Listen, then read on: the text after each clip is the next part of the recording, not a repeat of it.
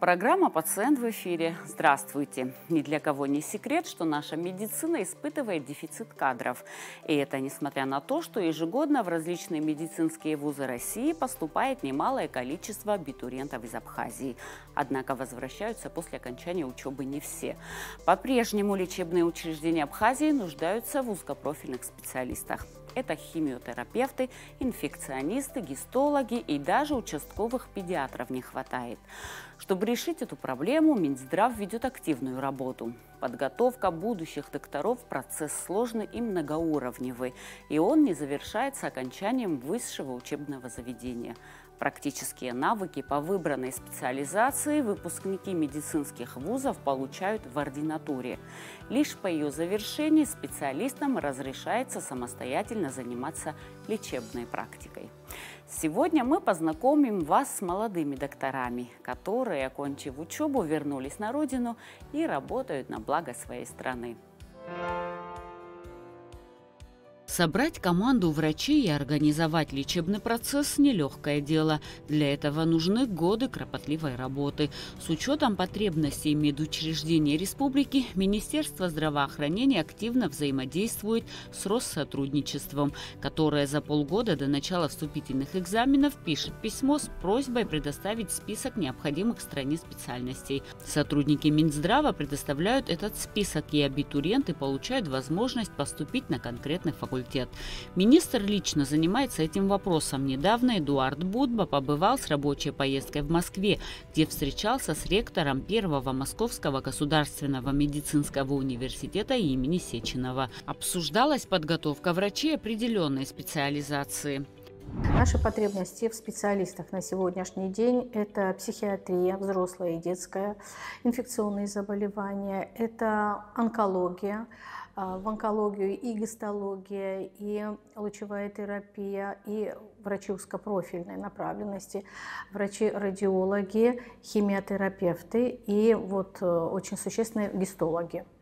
Касаемо других специальностей, вся педиатрия, даже просто участковые педиатры, не говоря уже о узкопрофильных, это детские неврологи, детские хирурги, детские кардиологи, это все направления узкие педиатрии. Судебно-медицинская экспертиза, патологоанатомы, также судебно-медицинская экспертиза в плане работы в психиатрической больнице, тоже экспертная психиатрия. Вот это наиболее часто встречающиеся узкие специальности, которые для нас востребованы на сегодняшний день. При подготовке кадров активно используют целевое направление в ординатуру. Это своеобразный заказ Министерства здравоохранения. Сегодня целевая подготовка находится в приоритете государственной политики в сфере здравоохранения. Помимо льгот при поступлении, она является гарантией трудоустройства выпускника в будущем. Если многие идут поступать по линии Россотрудничества, не придя в Минздрав. Поэтому мы всех отследить, кто идет по линии Россотрудничества, не можем. Но те, которые предварительно обратились в Минздрав, чтобы попасть в нашу целевую программу, мы их ориентируем на те специальности, которые для нас наиболее востребованные. Не всегда первокурсник четко понимает по окончании 6-го курса, даже после 4-го, 5-го они только понимают, на какую специальность они идут. Это по линии Россотрудничества. Если они попали в нашу целевую программу, то в целевую программу мы сразу уже берем тех, с которыми мы обсуждаем вопрос, на какую специализацию они пойдут. Ранее я еще хотела, забыла озвучить, анестезиология, реанимация взрослая и детская также наиболее востребована. И поэтому, беря в нашу целевую программу абитуриентов, мы их сразу обязываем, говорим, что мы вас берем с такими условиями, что вы пойдете на те направления, которые нам нужны. И в основном мы их ориентируем. Не могу сказать, что на все 100% это получается, но, по крайней мере, мы в этом направлении работаем. По словам Саиды Делба, в последнее время многие молодые доктора прошли ординатуру в Москве и Санкт-Петербурге и вернулись на родину. Они устроились в разных медицинских учреждениях и активно подключились к работе. Доктор Цвижба, например, сегодня заведует отделением в Московской инфекционной больнице, но оставляет эту должность и будет работать в Сухумской инфекционной больнице. Трудоустроиться ей помогло Министерство здравоохранения. Все, кто обратился в Минздрав с вопросом трудоустройства и обратились лично ко мне или в отдел кадров, независимо от этого, обратились в детскую поликлинику города Сухум, в детскую больницу города Сухум, в инфекционную больницу города Сухум. Даже если есть какая-то проблема со штатами, то переформатируют этот штат, перепрофилируют и всех берут на работу. Я не могу сказать это за республиканскую больницу, потому что штат республиканской больницы очень великий, он практически весь укомплектован, потому что вся наша молодежь, конечно же, хочет работать в многопрофильной больнице, это интересно, это большой поток пациентов, все, но я вам должна сказать, что за последние годы, по крайней мере, я занимаюсь этим вопросом в Минздраве, могу сказать, что кто обратился нетрудоустроенным, не остался. Елизавета Аршба уже полгода работает в детской республиканской больнице столицы. По профессии она анестезиолог-реаниматолог. Окончила Сухумскую 7-ю школу. Выбрать профессию врача было ее личным решением. После школы поступила в Пермский государственный медицинский университет имени Вагнера. Еще будучи ребенком, как и многие специалисты здравоохранения, у меня была мысль, навязчивая даже идея, что я хочу стать врачом. Я постоянно кого-то лечила из своих друзей, накладывала какие-то повязки, подорожники. Я поступила в Пермский государственный университет имени Вагнера на бюджетную основу. Я приехала в Россию, сдавала внутренние экзамены, поступила. Училась до 3-го курса там, затем перевелась в первый мед имени Павлова в Санкт-Петербурге, окончила его, по специальности я педиатр, и затем поступила в ординатуру на специализацию анестезиолог-реаниматолог, оканчивала педиатрический университет Санкт-Петербурга. Но вы не по лимиту, да, поступали? Первые 6 лет нет, но ординатуру мне оплачивало здравоохранение, Министерство здравоохранения Абхазии. Елизавета говорит, что у нее были возможности остаться в России, но молодой доктор решила вернуться на родину. Впрочем, она всегда знала, что будет работать в системе здравоохранения Абхазии. В детской больнице как раз острая нехватка такого рода специалистов, и ее с радостью приняли на работу. Я знала, что здесь имеется острая нехватка специалистов, особенно детских. Соответственно, я получила 31 августа диплом, 18 сентября я пришла и устроилась сюда. Конечно, оснащение и, может быть, какие-то вещи здесь не так, как в России, но, тем не менее, весь коллектив, мы стараемся на улучшение оказания медицинской помощи. Мы имеем тесные связи также с Министерством здравоохранения, которые идут к нам навстречу. Все возможные закупки, которые мы от них требуем, все это в дальнейшем планируется поступать. В том плане, что улучшается оснащение. В плане моей специальности, да, я анестезиолог-реаниматолог. Многим кажется, вот анестезия, это просто уснуть и проснуться. Но на самом деле это не так. Анестезиолог, прежде всего, он работает с рисками, с прогнозированием. Наша работа начинается с предоперационного периода и заканчивается в послеоперационном периоде, когда пациент уже восстанавливает все свои функции, оказываем соответствующую помощь. Я еще занимаюсь не просто стабилизацией пациента, но еще мы транспортируем пациентов, потому что у нас здесь нет перитонеального диализа, гемодиализа и многих других вещей, также смежных специалистов. То есть мы можем оказать своевременную помощь, стабилизировать пациента и вывести. Этим также занимаемся мы, реаниматологи. Вы сопровождаете? Мы сопровождаем, да, пациента. Доктор Аршба ведет детей от 0 до 18 лет. На каждый период взросления ребенка есть свои расчеты и дозировки анестезии. Одно из главных качеств моей профессии – это любовь к детям, говорит Елизавета. И эта любовь взаимна. Тому подтверждение 7-летний пациент Басиат Пилия. Он души не чает в своем докторе. Я хочу стать врачом. О, он у нас сегодня уже... тебя она вдохновила, твой доктор? Да, потому что вот раньше я не знала, кем быть, а теперь уже знаю, потому что меня мой доктор вдохновил. Басьят поступил накануне ночью в критическом состоянии, а сегодня уже болтает без умолку. Кризис миновал, доктор назначил дополнительные методы обследования, в результате которых будет выбрана тактика лечения. Мои планы – постараться стандартизировать протоколы анестезии здесь, плюс интенсивной терапии. Есть определенные недочеты, которые мы стараемся урегулировать. Основная загвоздка в том, что у нас мало специалистов, а реанимация в целом она не может работать без специалистов. Это вот именно точка приложения смежных специальностей. Ты можешь защитить жизненно важные органы, как-то их заместить, так скажем. Но в дальнейшем это работа, конечно, всех специалистов. Так как во мне еще горит юношеский максимализм, так скажем, конечно, это призвание. Это не про какую-то механическую работу, это про человеколюбие, добросовестность, порядочность. И главное, чему мой основной принцип, это не навредить. У детского хирурга Саиды Адлиева весь день распланирован. Одна операция за другой. У нашей съемочной группы всего лишь несколько минут, чтобы взять у нее интервью.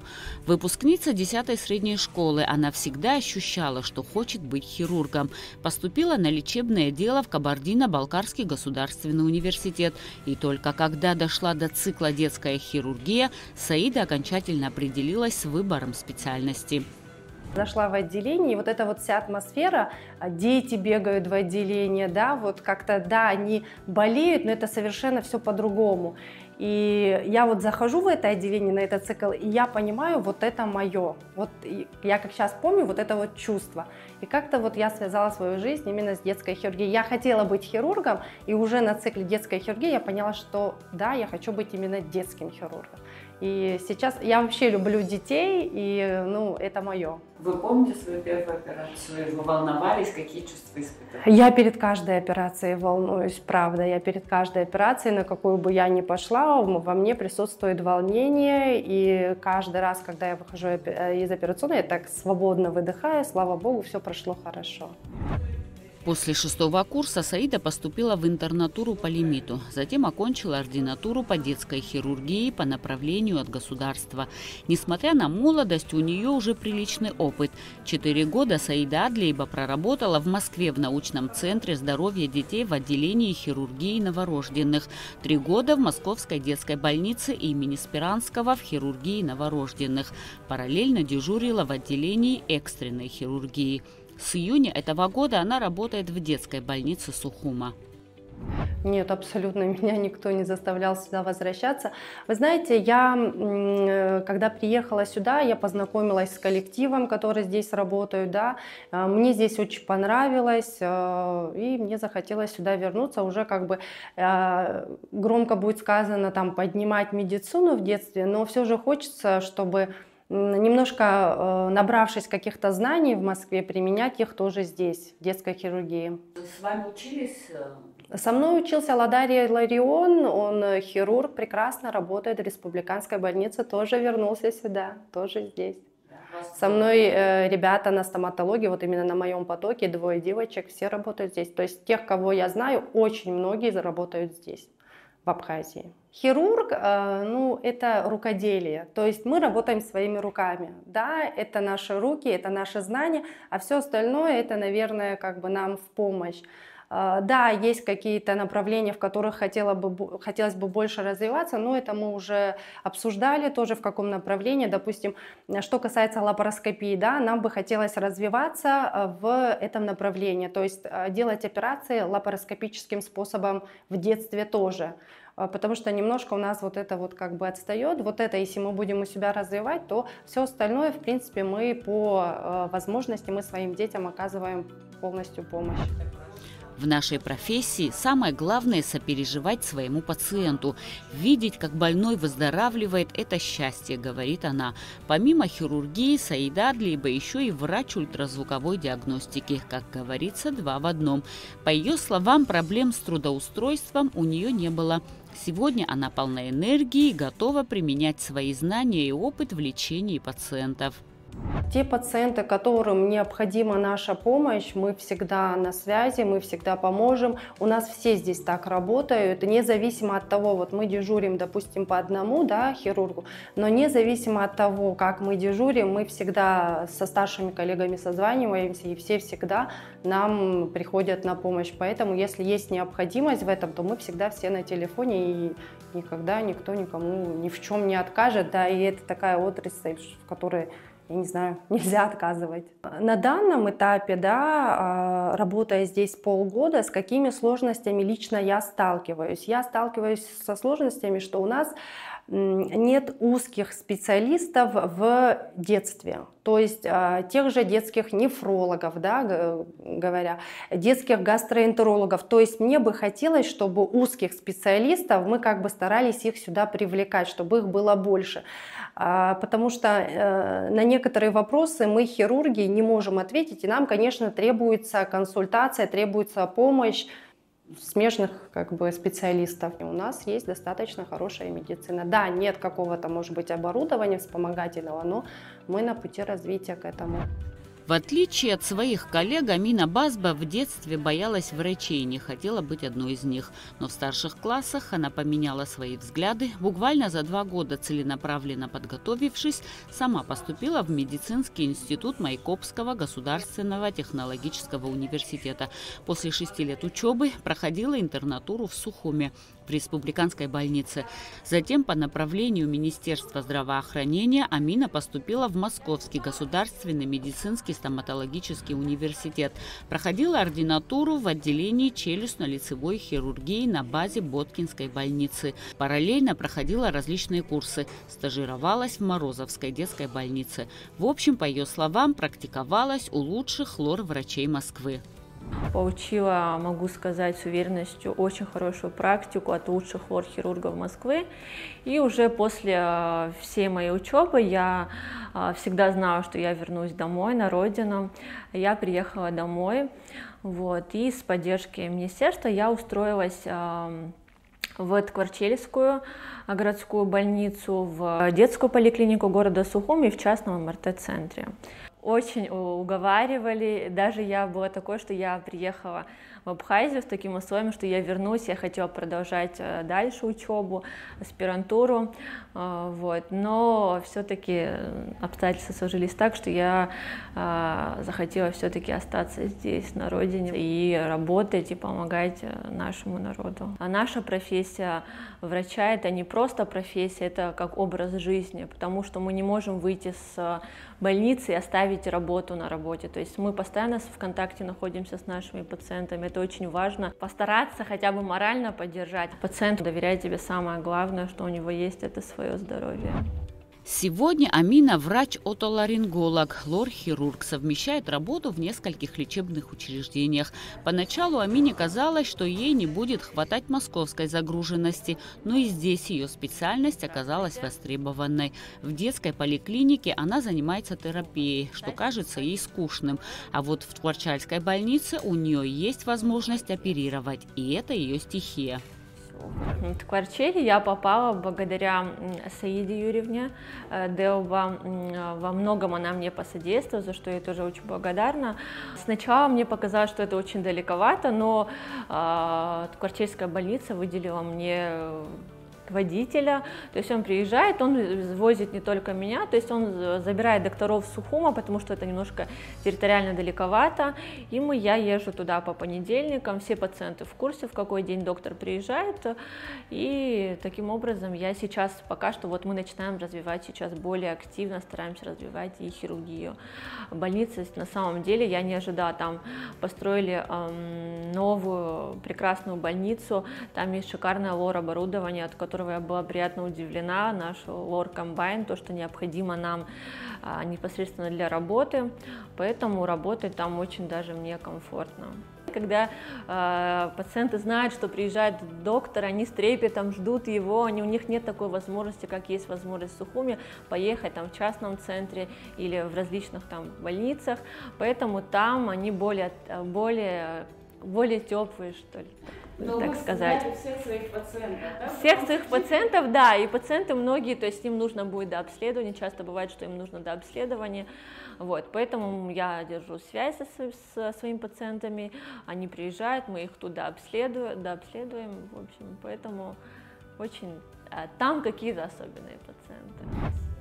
У молодого доктора много планов. Прежде всего, это организация тренингов, мастер-классов для местных врачей. У нее есть для этого хорошие возможности. За время учебы в Москве она наладила тесные контакты с лучшими российскими специалистами в области челюстно-лицевой хирургии. Нам нужно наладить в Абхазии командную работу всех врачей. Именно слаженная, скоординированная работа приведет к хорошим результатам, убеждена Амина. Даже сейчас во многих моих рабочих местах нехватка аппаратуры. Могу акцент сделать на лор-эндоскопе. Когда я приехала, это такой основной золотой стандарт диагностики, и вот благодаря МРТ-центру, соучредителям, они закупили этот аппарат, потому что многим нашим соотечественникам приходилось выезжать, чтобы дообследоваться. Это, то есть это и морально, и материально, это очень было тяжело, накладно, да, и поэтому сейчас это единственный эндоскоп лор, который есть вообще на территории Абхазии. Поэтому сейчас мы активно работаем, и хотелось бы, чтобы в других медицинских учреждениях были данные аппараты. И я думаю, что во всех специализациях других тоже нехватка именно аппаратуры. Я год работала до того, как я уехала в Москву, то есть я проходила интернатуру параллельно, это как работа была. Вот. Я чувствую, что за 2 года есть изменения, видно, что наша медицина развивается, я вижу, что специалистов много, то есть акцент идет сейчас именно на тех специалистах, которых нам именно в стране не хватает. И хотелось бы, чтобы мнение, которое бытует у нас в народе, что медицина у нас хромает, диагностика, соглашусь, может в каких-то моментах нам нужно догонять Россию и рубеж. Доктора у нас очень даже квалифицированные, просто нужно нам быть более доверчивыми, это самое главное, к нашим врачам, и это тоже большой путь к успеху в выздоровлении. Конечно же, вопросы развития системы здравоохранения постоянно находятся на повестке дня. Несмотря на определенные успехи в области охраны здоровья населения и принятия ежедневных мер, сохраняются проблемы с обеспечением граждан страны доступной и качественной медициной. Но возвращение квалифицированных специалистов на родину свидетельствует о том, что медицинское будущее в надежных руках. Это связано еще и с финансовой стороной вопроса. Многие наши выпускники пошли работать в частные клиники, но они практически все еще и совмещают и государственные лечебные учреждения. Очень мало тех, кто ушли только в частные клиники, не работают в государственных, но такие тоже есть. И как бы осуждать их и говорить, почему они не работают в государственных лечебных учреждениях, это зона их ответственности. Мы обязать их работать только в государственных лечебных учреждениях по законодательству не можем. Поэтому есть и такая ситуация. А те, которые остались, вот те, которых мы конкретно обучаем, да, те, которые остались за пределами и там работают, мы юридически обязать их вернуться, у нас нет такой нормативной базы, и мы не можем. Мы рассматриваем этот вопрос, но на сегодняшний день имеем то, что имеем. Ну а так, если он по лимиту, допустим, человек поступил, это считается за счет государства. По целевой программе нашей, да. Да. Они же вроде как бы обязаны, если государство... Но в договоре это не прописано, к сожалению. В договоре это не прописано, и хотя мы, прежде чем взять целевую программу, нам лишь бы попасть в эту целевую программу, они, конечно, все обещают, что они вернутся. Ну вот, хочу констатировать хороший факт. В этом году, вот я все время говорю и хвастаюсь этим, что у нас на первый курс поступил мальчик в Москве. Вот теперь у нас же и с эпидемиологами проблема, да, с санитарными врачами. Вот идут, и вот медико-профилактический, раньше он СанГИК назывался, сейчас медико-профилактический факультет. У нас мальчик поступил прекрасно научится, вот первый семестр все хорошо, и следующий, я думаю, все будет у него нормально. Будет молодежь возвращаться. Тенденция к тому, чтобы все же возвращаться в Абхазию. Я не могу сказать, что вот все уехали, там остались. Понемножку жизнь в Абхазии налаживается, и они тоже это видят, и поэтому многие возвращаются. Академик Владимир Бехтерев говорил, если больному после разговора с врачом не стало легче, то это не врач. Преданные своей профессии доктора могут лечить не только тело, но и душу. Желаю всем таких докторов, а еще лучше не болейте. На этом я прощаюсь с вами. До новых встреч!